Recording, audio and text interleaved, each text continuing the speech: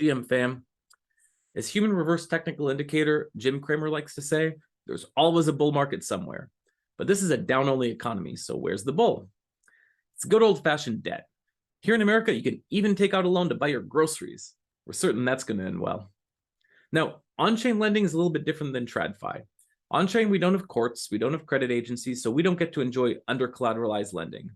In real life, people only have one identity, so their reputation matters, and they can borrow against it for an under-collateralized loan. On-chain, you can tank a wallet address and move on to the next wallet as often as you like, so reputations don't really matter.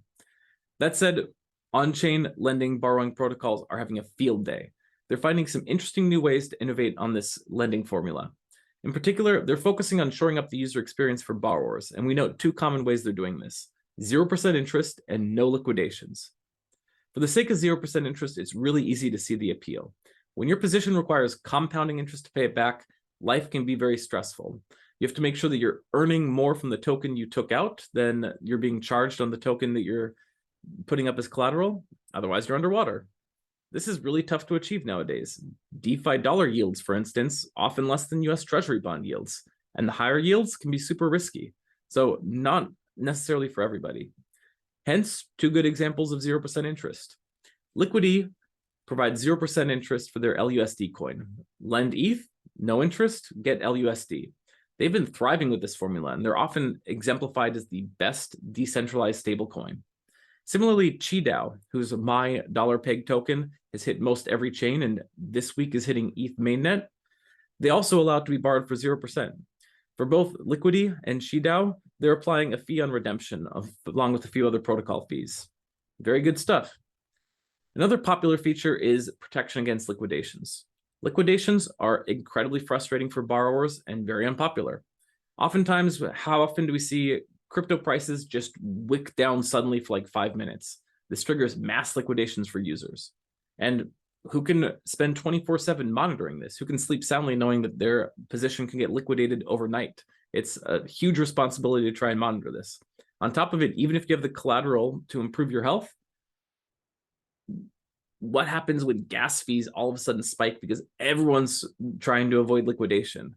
How often have we seen, especially back when Ethereum was near $5,000, that gas fees would suddenly approach like 1,000, 2,000 gwei, and it would cost way too much money to protect your collateral?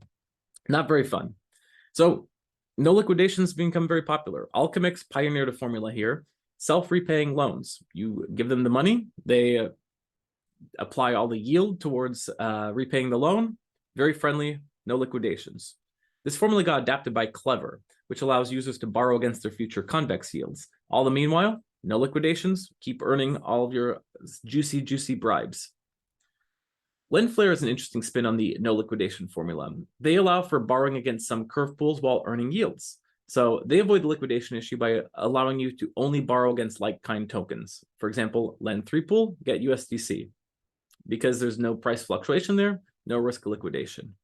This past month, Vendor Finance launched on Arbitrum, which is fast becoming the DeFi playground. Vendor Finance is a very easy to understand service. No liquidations, fixed rate, fixed duration loans. Lenders set all the terms. Borrowers either fulfill the terms on time or they default. No nasty liquidations because of surprise price movements. You know all the terms up front and only default if you don't meet them. Makes it very friendly.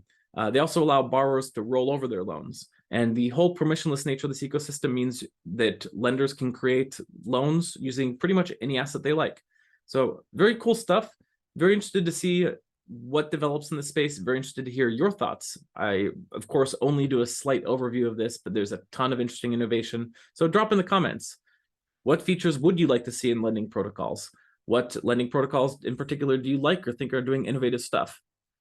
Chat with you soon.